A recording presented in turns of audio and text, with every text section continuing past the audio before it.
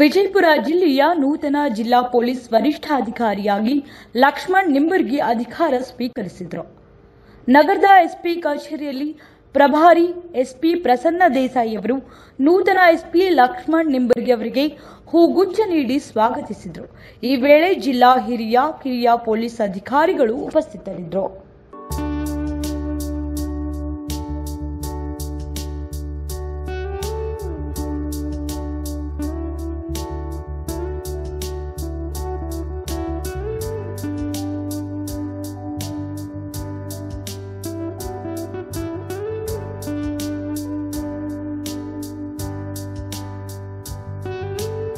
ಮನುಷ್ಯನಿಗೆ ಕಷ್ಟಗಳು ಒಂದ ಎರಡ, ಸಂತಾನದ ಕೊರತೆ, ಅನಾರೋಗ್ಯ ಸಮಸ್ಯೆ, ಶತ್ರು ಪೀಡೆ, ಉದ್ಯೋಗದಲ್ಲಿ ತೊಂದರೆ ಆಗೋದು, ಏನೇ ವ್ಯಾಪಾರ ವ್ಯವಹಾರ ಮಾಡಿದ್ರೂ ಕೂಡ ನಷ್ಟ ಅನುಭವಿಸೋದು, ಇನ್ನೂ ಅನೇಕ ವೈಯಕ್ತಿಕ ಸಮಸ್ಯೆಗಳು ಏನೇ ಇದ್ರೂ ಉತ್ತಮ ಸಲಹೆ ಹಾಗೂ ಅಂತಿಮ ಪರಿಹಾರವನ್ನು ತಿಳಿಸುತ್ತಾರೆ. ಬಹಳ ಅನ್ಯೋನ್ಯವಾಗಿದ್ರು. ಸೊಸೆನೇ ತುಂಬಾ ಒಳ್ಳೆಯವಳು.